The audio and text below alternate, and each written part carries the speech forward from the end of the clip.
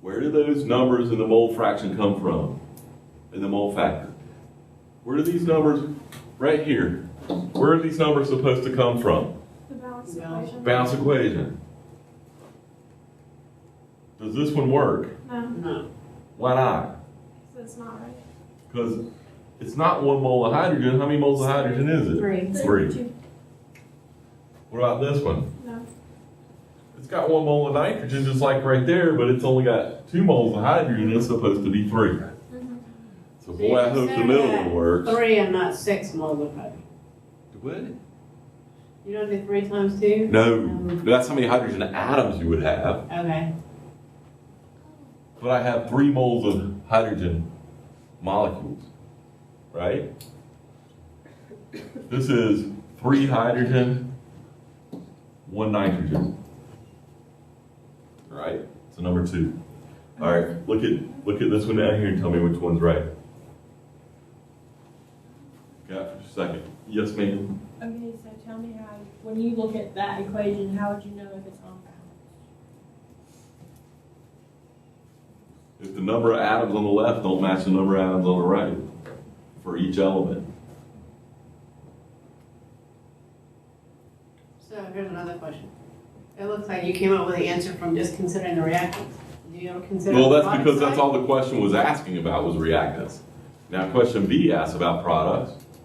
I can relate anything in the equation to any other thing in the equation. It doesn't matter if they're reactants or products. It doesn't matter if they're both reactants or both products or one of each. It doesn't matter where they are. What matters is it's balanced and I have the right coefficients there. So for part B, it's relating a product to a reactant, right?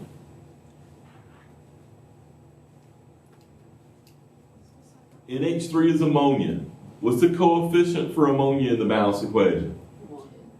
2, isn't it? It's the product. So I gotta have one down here that has 2 for ammonia. Well, all of them have 2 for ammonia, don't they? But you gotta have 3 for that. Hydrogen has to have a 3, doesn't it? Because it's a 3 up here in the balanced equation. So the only one that works is 2. number 2. Number 3 has nitrogen, doesn't even have hydrogen. Okay? So the answer is number 2 for both of them. Okay? We're going to do more of this. We're going to use this. Oops. Can you please go back a second? Nope. Where? To here? Yeah, there. You said the answer for the second question is B, is number 2? Uh-huh. So 3 moles of H2. Mm-hmm. Where is that? Right here. Oh, that one. This is N2. Right? 3 here and here. And then 2 here and here. Okay? Now, here's a question for you. I want you to ignore what's down here. We're going to do it without looking at that. How many moles of iron 3 oxide can form from 6 moles of oxygen? I'm going to rewrite this question.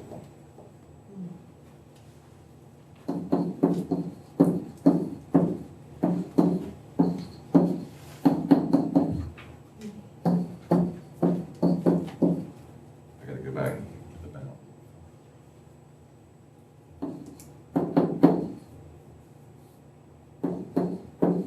Okay.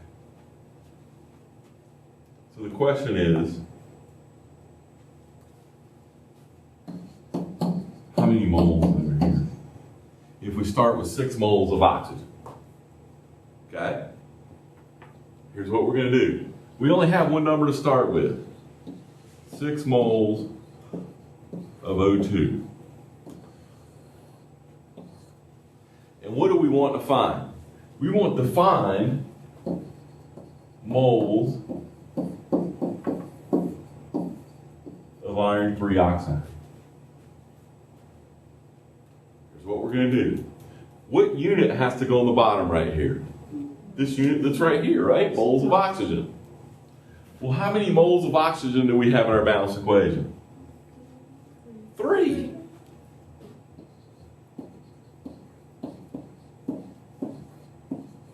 what can I put on top?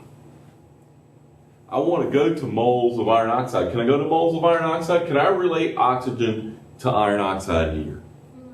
The answer is yes, I can. The relationship is 2 moles of iron oxide. Where did I get the 2 from? Does that have to do with the coefficient? The balance equation, right? 3 to 2. Okay? Good? So, how many moles of iron 3 oxide do I have? 4. 4. We all see that. We'll do this one on your own then.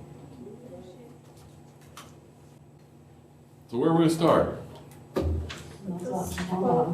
We have 12 moles of O2. And where are we trying to go to? Moles of iron. So the unit I have to have on the bottom, moles of oxygen. How many moles of oxygen? 3. Well, I want to convert that into iron. Iron, not iron oxide, iron. I said it doesn't matter if they're both reactants or both products or one of each. Doesn't matter. 4 moles of iron.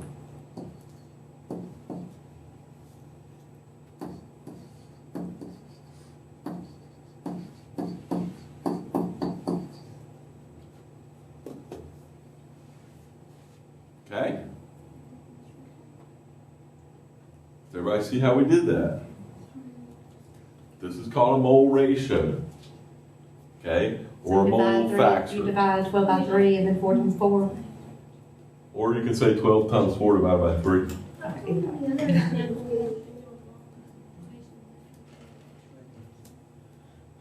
We're going to make it longer.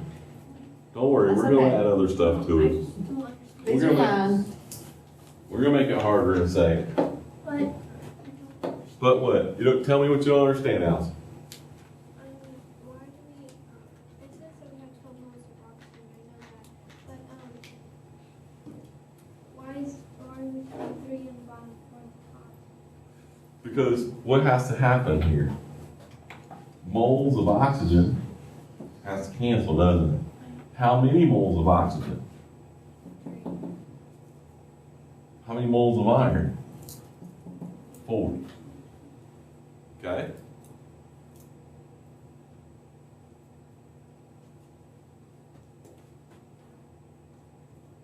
All right.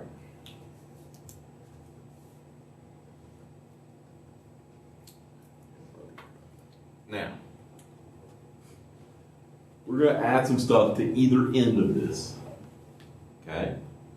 On Monday, was it Monday we learned about molar mass? Was that last week? Last week we learned about molar mass. Holy cow. How do we get molar mass?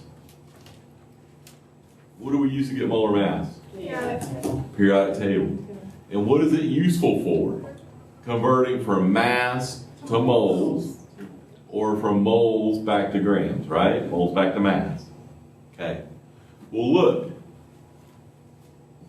3 conversions. Molar mass of A, and then the mole ratio, and then the molar mass of B. 3 steps. Okay? Will give us from the mass of one thing in the equation to the mass of something else in the equation. I'm going to do an example, okay, to show you what I'm talking about. So here we have, suppose we want to determine the mass of ammonia, that's the product, that can be produced from 32 grams of nitrogen. Okay, so let's start. 32, let's do something besides that. 32 grams of N2. And I tell all my students, if you don't know what else to do, convert something into moles, because moles is going to get you to being able to use the balance equation. I want to go to moles. How do I go from 32 grams of nitrogen to moles? That's 6.6. That'll get me to molecules. But This what? equation. What if I use 28 grams of nitrogen is 1 mole of nitrogen? Where'd you get the 28? Where'd I get the 28 from? What's that thing you have right there in front of you? Periodic It table. says nitrogen is 14 though. But what's the formula? N2. 14 times 2. 28.